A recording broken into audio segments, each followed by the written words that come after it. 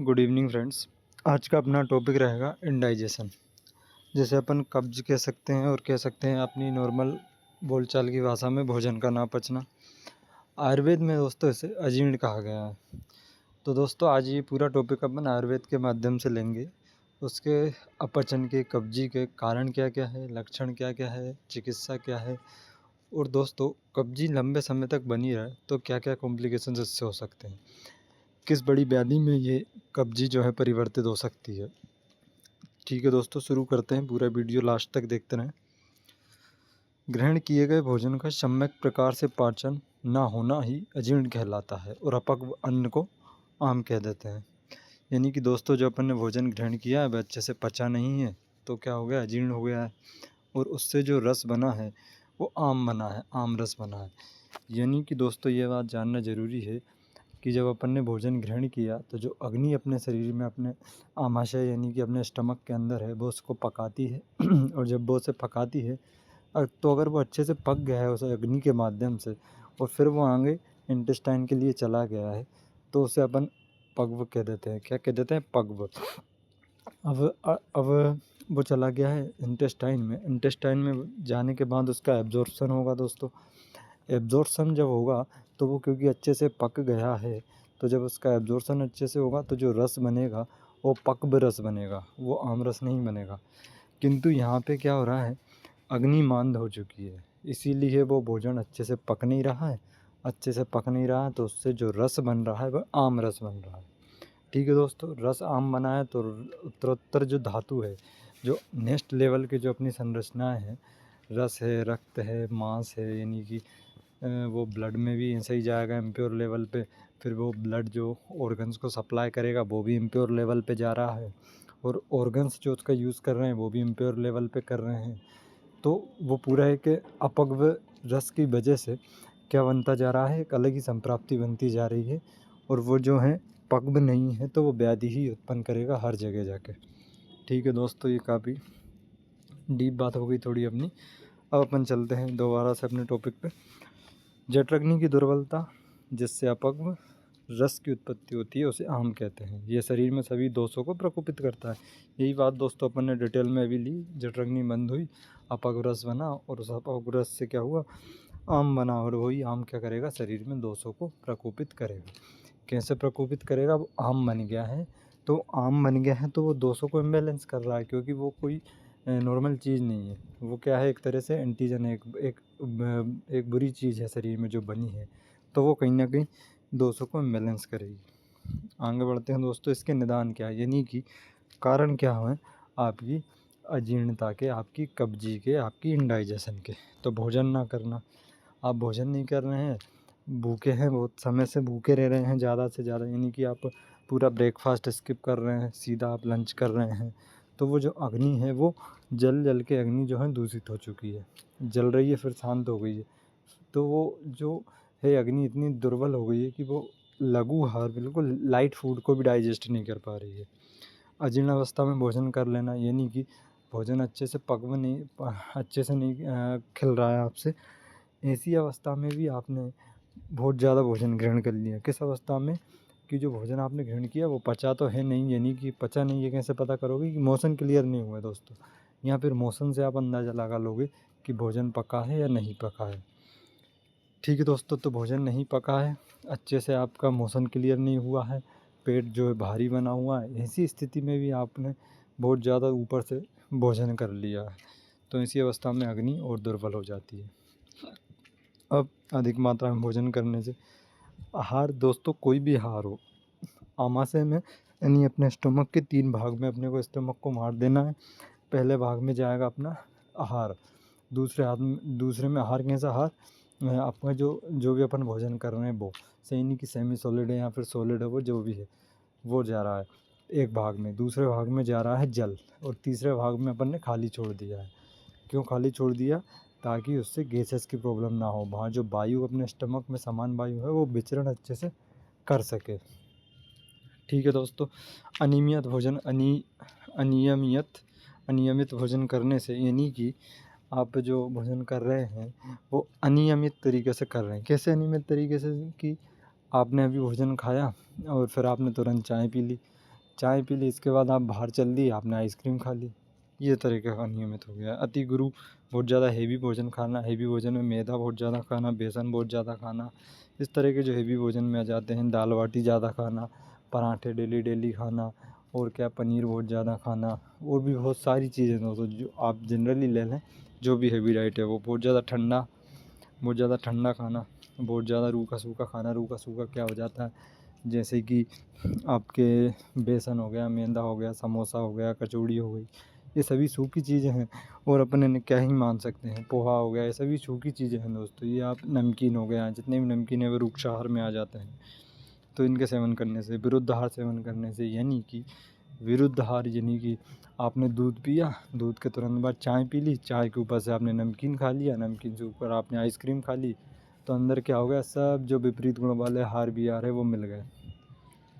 ठीक है। पंचकर्म समय प्रकार से ना होना, आपने पंचकर्म कराया वो अच्छी तरीके से ना हुआ, संशुद्धि नहीं हुई, तो जठराग्नि दुर्बल हो जाएगी। ऋतु के अनुसार आहार विहार का सेवन ना करने से, यानी कि ग्रीष्म ऋतु चल रही है, अग्नि पहले से ही मंद है, आपने ऊपर से हेवी डाइट ले ली, तो ये ऋतु के विपरीत हो गया है। ठीक है दोस्तों। शरद ऋतु चल रही है, यानी कि वर्षा ऋतु के बाद जो शरद ऋतु अभी चल रही है, इस ऋतु में आपने क्या किया, बहुत ज़्यादा नमकीन वगैरह खा लिया, बहुत ज़्यादा खट्टा खा रहे हैं वो आप, बहुत ज़्यादा जो है आप अम्ल लवण और कटु रस भोजन का सेवन कर रहे हो, तो ये सब चीज़ें हैं दोस्तों। इसके बाद वेग धारण करने से, यानी कि आपको मोशंस आ रहे हैं लेकिन आप नहीं जा रहे हो, आपको जो है यूरिन आ रहा है आप नहीं जा रहे हो, ये आपके वेग धारण है। आपको आलस आ रहा है, आप नहीं दे रहे हो, नींद आ रही है, नींद नहीं ले रहे हो, ठीक है, हिचकी आ रही है, वो आप रोक रहे हो, ये सभी वेग जो दोस्तों रोकना नहीं है।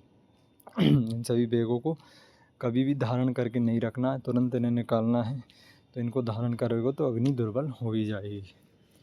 दिन में सोने से रात में जागने से वात बढ़ेगा तो समान वायु दुष्टि तो अग्नि दुष्टि, भय क्रोध शोक आदि से आक्रांत, ये सभी पित्त को इम्बैलेंस करेंगे। पित्त के इम्बैलेंस से डायरेक्टली अग्नि इफेक्ट हो जाती है। संप्राप्ति क्या बनेगी, निदान सेवन किया अपन ने, तीनों दोष प्रकोपित हुए, मुख्यतः कफ प्रधान त्रिदोष। क्यों कहेंगे कफ प्रधान त्रिदोष, क्योंकि दोस्तों वहाँ पे जो है आम बन रहा है। सबसे पहले अग्नि दुष्टि हुई और आम बना है, आम से आम रस, तो आम जहाँ भी रहेगा वहाँ कफ डोमिनेंसी में रहेगा, तो कफ प्रधान त्रिदोष के साथ जठराग्नि दुष्टि हुई तो पित्त आ जाता है वहाँ पे। और आम रस जब बना तो अवरोध की संप्राप्ति हुई, अवरोध बना तो वात भी प्रकोपित होगा, जठराग्नि को मंद कर देगा। कफ की विधिकता से पाचक रसों के जलीय अंश की वृद्धि हो जाती है, कफ बढ़ा तो जलीय अंश बढ़ जाता है, आहार का पाचन समय प्रकार से नहीं होता है, अजीर्ण उत्पन्न होता है।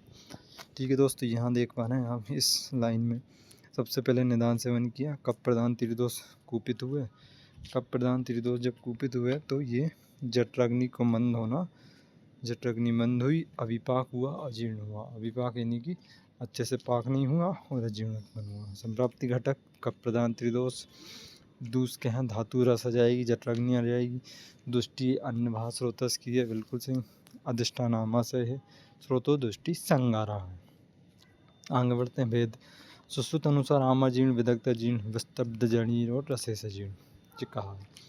आमाजीर्ण में मुख्यतः कफ दोष रहेगा, विदग्ध जीर्ण में पित्त दोष रहेगा, विस्तब्ध जीर्ण में वात दोष रहेगा, और रसेस जीर्ण में दोस्तों क्या होता है, भोजन का लगभग आप मान लीजिए 70-80% जो पाचन हुआ है वो सही प्रकार से हो गया है, वो सम्यक पाचन हुआ है, बस 10-20% आहार सही से पाचन नहीं होता है, तो ये जो रहता है वो रसे से जीर्ण रहता है। इसको आप कैसे समझोगे कि जो उद्गार आएगा, जो ढकार आएगी वो सम्यक आएगी, उसके साथ अलग लक्षण दिखेंगे, लेकिन डकार आ रही है, डकार के साथ भारीपन है या फिर जी मसला रहा है, तो ये अपना आ जाएंगे इसमें रसे से जीर्ण में। आम जीर्ण में क्योंकि कफ है तो कफ वाले लक्षण दिखाई देंगे, शरीर का भारीपन होना, चक्कर आना, जी मचलाना, उल्टी होना, ये सभी हो सकता है। विदग्ध जीर्ण में पित्त वाले लक्षण दिखेंगे, जैसे कि शरीर में जलन होना, दाह होना, और क्या हो सकता है, पसीना आना, ये सभी लक्षण उत्पन्न हो सकते हैं। मूत्र के वेग के साथ जो है जलन होना।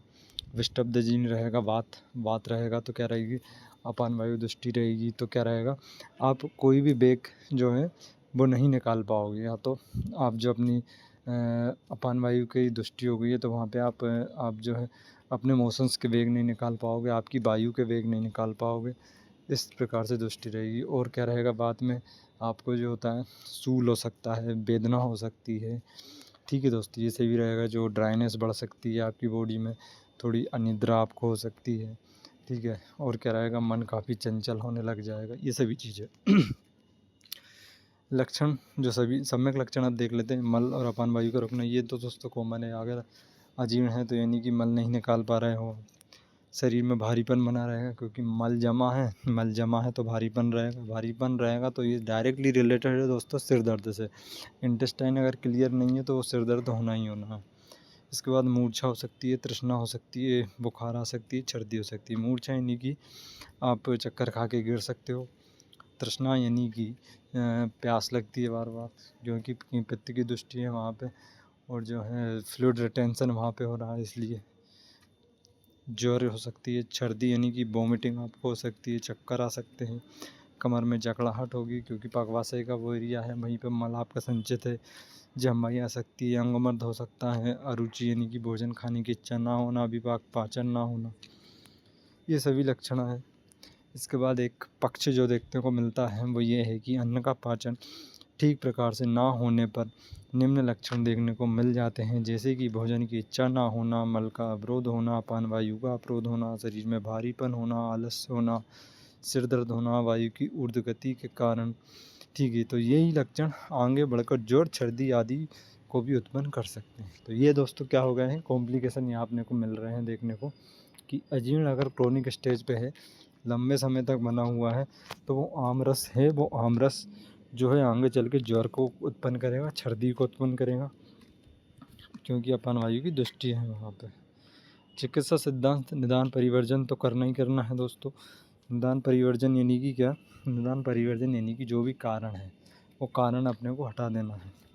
सबसे पहले डाइट फॉलो करनी है। डाइट में अपने को लघु आहार लेना है, हेवी डाइट नहीं लेना है, मिर्च मसाले नहीं लेना है, बात आहार भी नहीं लेना है। तो वो डाइट आपको सुधारनी है। तो ये होगी डाइट की बात। दूसरा आ जाते हैं आमाजीर्ण में उपवास या लघु आहार लंघन करा है। आमाजीर्ण है क्योंकि कफ है, तो कफ दोस्तों इतना भी नहीं बढ़ा कि अपन उसमें वमन कराएं, वो लंघन या उपवास से बैलेंस हो सकता है। आमाजीर्ण विदग्ध जीर्ण में वमन कराते हैं ताकि विकृत पित्त निकल जाए। शीतल जल थोड़ी मात्रा में बार बार पिलाएं ताकि पित्त बैलेंस हो जाए। और पित्त अपन वमन से क्यों निकाल रहे हैं, वमन से तो कफ निकालते हैं।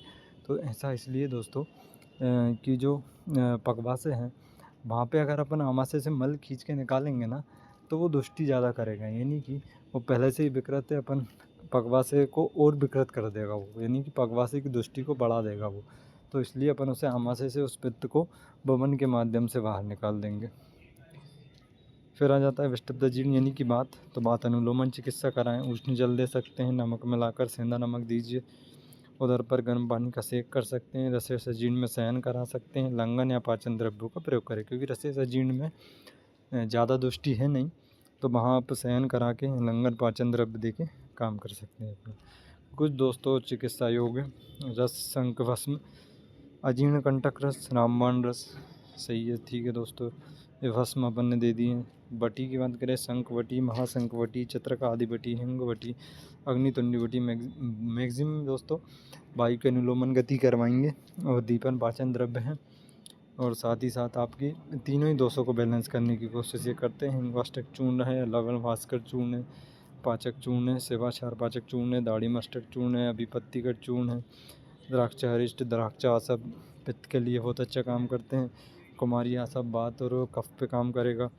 साथ ही साथ पित्त को भी ये बैलेंस करता है। पाक अवलय में द्राक्षा अवलय दे सकते हो, क्योंकि अग्नि मंद हो रही है, अग्नि को अपन बढ़ाएंगे तो भोजन का पचन होने लग जाएगा और ऑटोमेटिकली जो है वायु अपनी अनुलोमन गति पे आ जाएगी। ये था दोस्तों आज का अपना टॉपिक अजीर्ण।